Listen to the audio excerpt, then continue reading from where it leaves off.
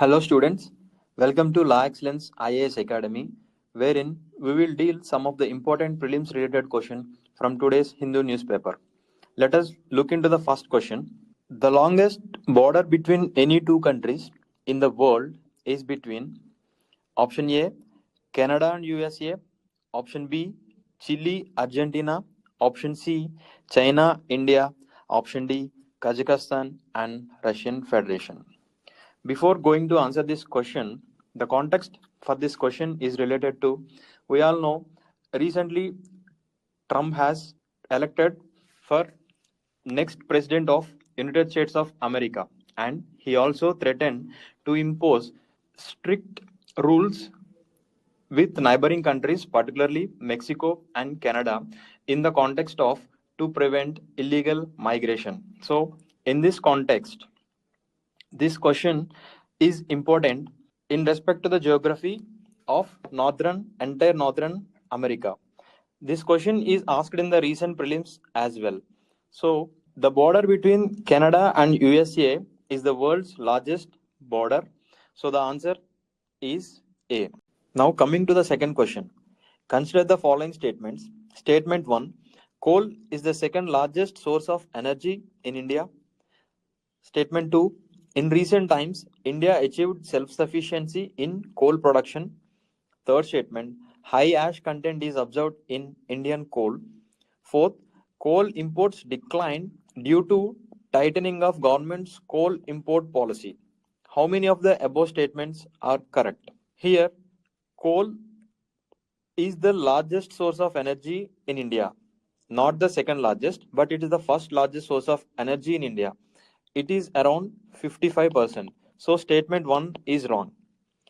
In recent times, India achieved self-sufficiency in coal production. Statement 2 is also wrong. Why? Because India is the second largest importer of coal in the world. Third statement. We generally observed high ash content in Indian coal. This statement is correct.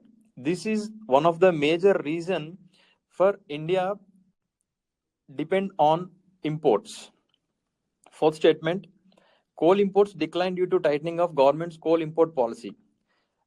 Recently, we observed there is slight decline in coal imports. That is not because of government's coal import policy. It is because of many factors, many external factors like demand and supply, external market prices, and this is winter season in India. So naturally, in winter season, there is less demand for energy in India, and hence the coal imports also reduced slightly. So fourth statement is also wrong. So based on that, only statement 3 is correct. So option A, only one. Look into the next question. The context for this question is recently COP29 summit has held in Baku, Azerbaijan. In that context, which of the following is the target year of India to achieve net zero? 2035, 2045, 2055, 2070. The answer for this question is 2070. In this question, you need to understand about what is net zero.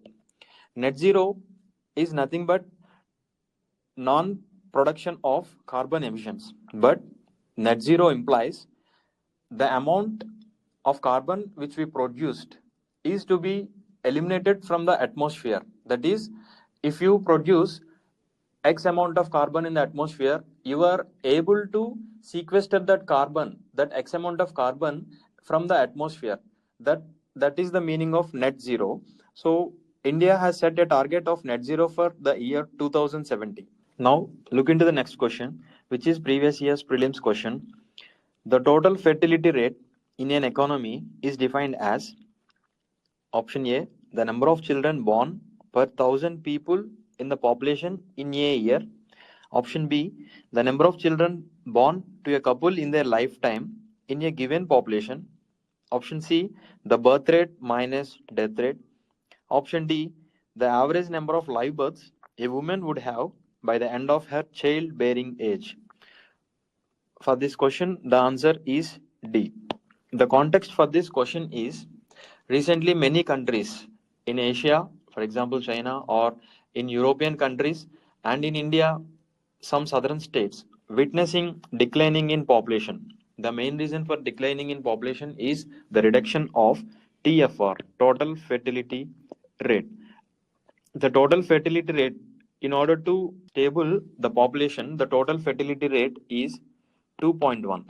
Some European countries, they are witnessing it is around 1.5 percentage.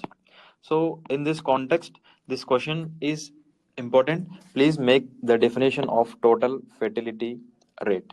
Thank you for watching this video. Have a nice day.